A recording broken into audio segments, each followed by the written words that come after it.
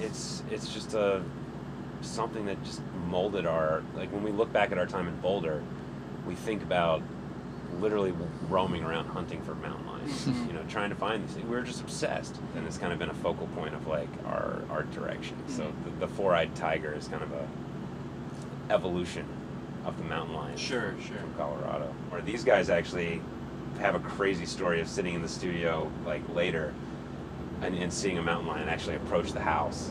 Would you mind telling even a brief synopsis of that story, just being in the studio and then seeing the lion? Yeah, it was crazy. We were, it was probably like 3 in the morning, and we were producing in the studio one night, and we actually saw, you know, we're kind of in the boondocks. We saw someone kind of pull into our driveway, and there were like headlights in our driveway, which is kind of scary when you live in the middle of nowhere, 3 in the morning, or like, what's going on here? So Gray and I, like, kind of both, like, were like looking out the window to see what was going on, and we realized that there had a car had saw a mountain lion walk down our driveway and wanted to see it. So they pulled in, and lo and behold, Gray and I looked out the window, and there was a mountain lion just standing in between our cars and staring right into the window at our studio. Yeah, we were just like, oh my God. Yeah. Would you say there was a fair amount of fear, or is it more like awe at that point? I think it was mostly awe, but There's a little my frenzy. first knee-jerk reaction was Ben's dog, golden retriever, big golden retriever, was, you know, hanging out with us down there in the studio, and I was like, oh my God, this thing's gonna try to come in here and eat Jed. Yeah, for so I was sure. like, Jed, get in the closet, get in the closet. And like locked the dog in the closet, and then we kind of like went back out there to check out what was going on. And usually the mountain lions are very skittish, you know. They see you before you see them, and they're gone. But this one was just kind of walking around just like a lion does in Africa, just like, you know, like shoulder blades popping up, looking around. And we had that high-powered flashlight, and we were shining it, and it literally just sat down like, you know, a house cat was just standing there looking at us. It's just crazy, like seeing a 160-pound lion in the middle of a town. I mean, we looked up all the stats, like, okay, it can jump 20 horizontal feet, and it could jump 50 feet straight down off a vertical cliff and land no problem.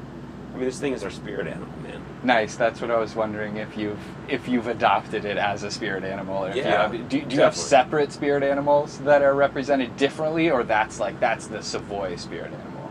Well, Savoy kind of has 2 spirit animals. Okay. So one would be the mountain lion, and the other would be the bald eagle, of course. The bald eagle is how we pass our time every day when we're driving around on the tour bus.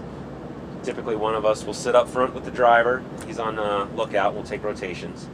And the goal of every day is to find a baldy. And we've gotten incredibly good at it. They're a lot more common than you think. Yeah, that's... Yeah, they're everywhere.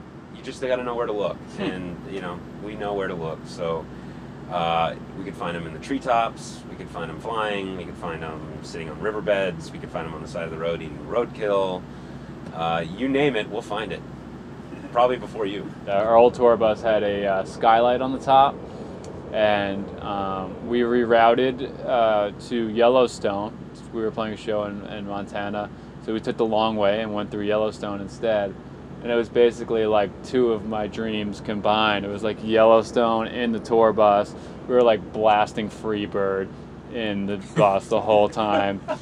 Might have been smoking some weed. I can't recall.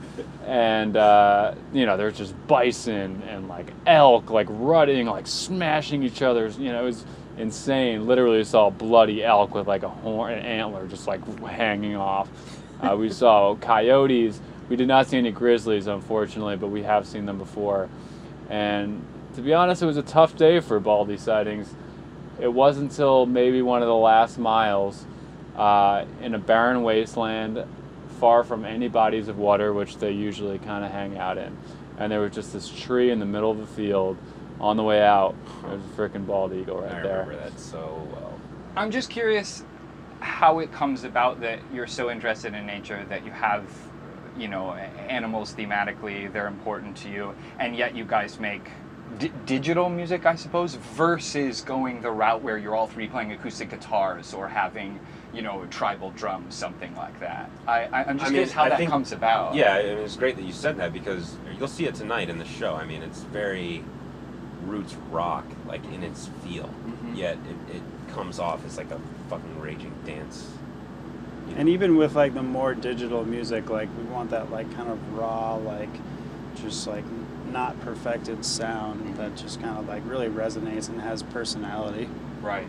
I mean, nature is imperfectly perfect. You know, there's things that are perfect and not, but in a way it kind of comes together, and like that's what real music is. I mean, yeah. You know, we might go with the not perfect vocal take because it feels human, and the human ear actually likes things that are not perfect. The brain has to be efficient, just like, you know, a lot of these animals in nature, and if it senses that something is perfectly timed, it will immediately stop paying attention to it because it's like, all right, I know what that's doing. Yeah. We need to focus on something else. So, you know, once again, nature kind of ties into what we're doing on stage.